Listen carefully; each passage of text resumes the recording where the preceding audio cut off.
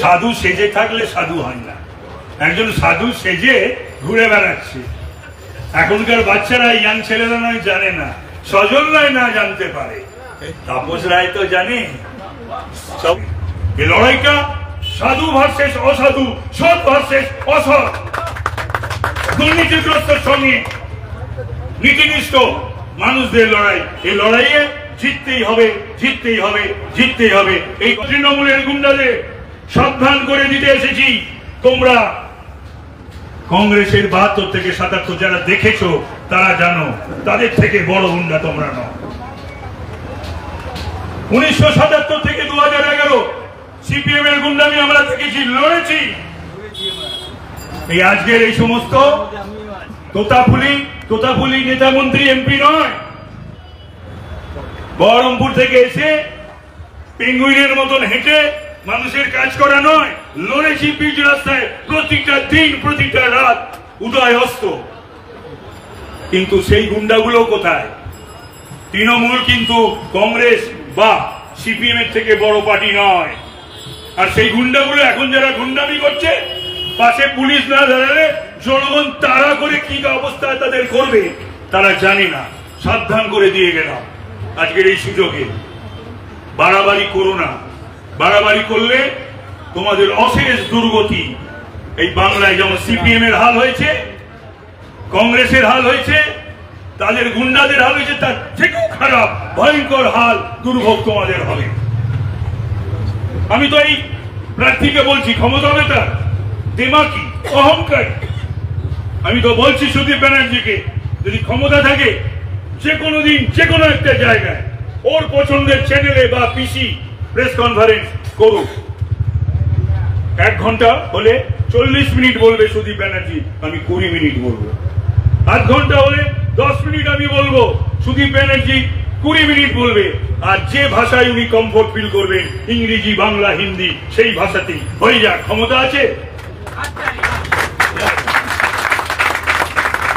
একটা মানুষ ভোট চাইতে আসে, আপনারা জিজ্ঞাসা করবেন যে গত 2টো টার্ম এমপিদের টাকা খরচা করতে পারেননি কেন?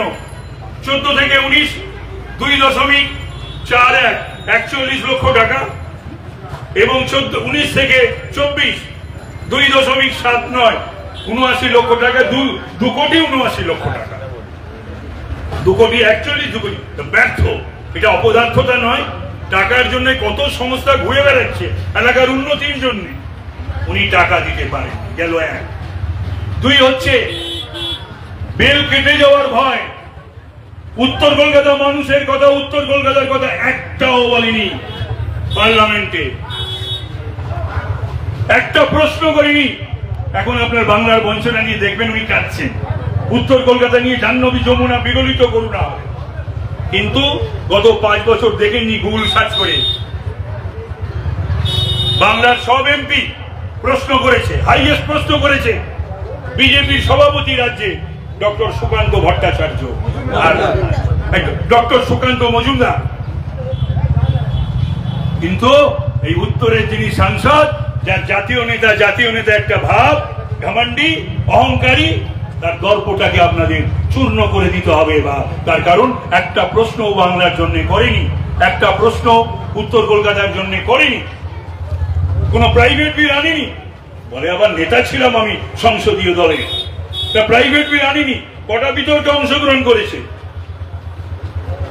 তো সুতরাং এই যে পরাশ্রয়ী উদ্ভিদ বা গুল্মলতার মতন এই যে পরজীবী যে রাজনৈতিক ব্যক্তি বা এলিমেন্ট, প্রথম জীবনে প্রিয়রঞ্জন দাস মুন্সি, মাঝখানে কিছুদিন প্রণব দাস সোমেন্দা, পরবর্তীকালে মমতা ব্যানার্জি।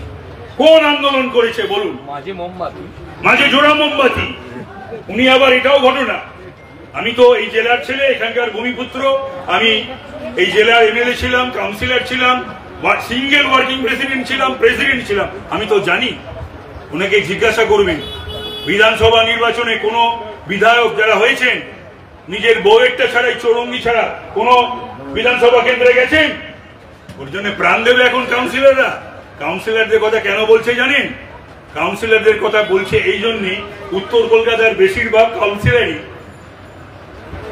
আনঅথরাইজ কনস্ট্রাকশন সবাই না লিখতো, এখন তাদের ঘাড়ে চেপে যদি পয়সাটা তাদের খরচা নিজের যাতে খরচটা না হয় সেই জন্য।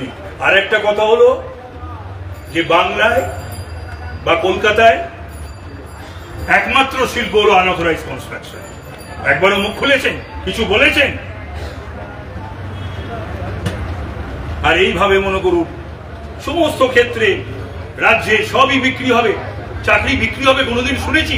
সিপিএমও করেনি, নিজেদের দলের লোককে দিয়েছে, বেশ করেছে, দিয়েছে, বিক্রি করেছে।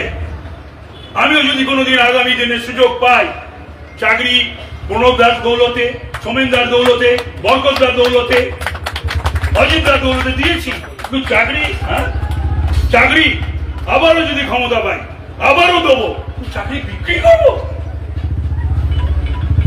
এটা তো কখনো কেউ করেনি।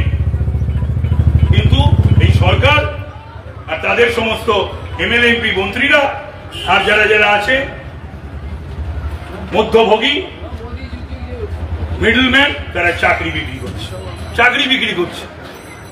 এর বিরুদ্ধে আজ না হোক কাল রুখে দাঁড়াতে হবে, এসব বন্ধ করতে হবে। আজকে তাই আমি বলবো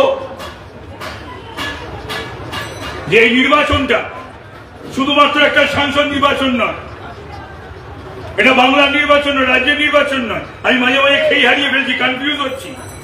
তৃণমূল যেন মনে করছে রাজ্যের নির্বাচন, 42টা আসনে প্রার্থী দিয়ে প্রধানমন্ত্রী হওয়ার সব মমতা ব্যানার্জি, আর তার সাগরেজ গুলো যারা এইসব অঞ্চলে করে বেড়ায়, ধেই করে নাচছে, কিচ্ছু বোঝে না, কিচ্ছু জানে না।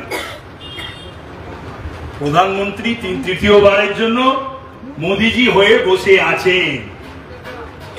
আপকে বার আর তোমরা এবার হাতে গুনে কটা পাও সেটা দেখো। পিকেও বলছে, সব অ্যাসেসমেন্ট বলছে, সব স্টাডি বলছে, আর যত দিন যাবে তত দল ভেঙে চুরচুর হবে, মানুষ ভেঙে চুরচুর। মানুষ সব ঠিক করে নিয়েছে কাকে ভোট দেবে, কাকে ভোট দেবে। কেন ভোট দেবে? একটা দুর্নীতিগ্রস্ত দুর্বৃত্তদের সরকার। বিধানসভায় দাঁড়িয়ে মুখ্যমন্ত্রী শেখ শাহজাহানের পাশে দাঁড়ায়, এটা কখনো ভাবা হয়েছে? বাংলার কোন মুখ্যমন্ত্রী এই ঘটনা ঘটিয়েছেন, করেছে? না, কখনো করেন। তিনি কখনো কেস্টোর পাশে দাঁড়াবেন, কেস্টোর নাকি অক্সিজেন যায় না, তাতে বাংলার কি আসে যায়? ওর মাথায় অক্সিজেন ঠিক মতন যায় না তো। তিহার জেলে এখন চড়ান ধরন খুব উপভোগ করত। উন্নয়ন দাঁড়িয়ে রয়েছে, চড়ান ধরন গুড় বাতাসা, নকুলদানা প্রতিবাদ দুজন করেছিল, একজন আমি, আর একজনের নাম আমি বলবো না, দুজন, এবং সেটা এয়ারে প্রতিবাদ করেছিলাম। আমি যে প্রতিবাদ আমি ভুলে গেছিলাম, আমি যে প্রতিবাদ করেছিলাম সেদিনকে ডক্টর উপেন বিশ্বাস তিনি বলেছেন, কারণ তার নাকি নোট নেওয়া স্বভাব, তিনি আমাদের সেই সময় মন্ত্রী ছিলেন। একটা কোর কমিটির মিটিং আমি বলেছিলাম 2014 সালের 2রা জানুয়ারি, সারদা প্রসঙ্গে, যেগুলো ঠিক হচ্ছে না, দলের চিন্তা করা উচিত। কাকে বলবেন, কে শুনবে কাকস্য পরিবেদনা? এবং আমি এই কথা সব সময় আমি বলে আসতাম মিটিং এ, কর্মী মিটিং এ, ইদানিং কালে তো আমি প্রকাশ্যেই বলছিলাম। তো সুতরাং কথা হলো যে প্রতিবাদী চরিত্র, সব জিনিস তো সহ্য করা যায় না। অসৎ সঙ্গে কতদিন থাকা যায়? থাকবো কেন অসৎ সঙ্গে?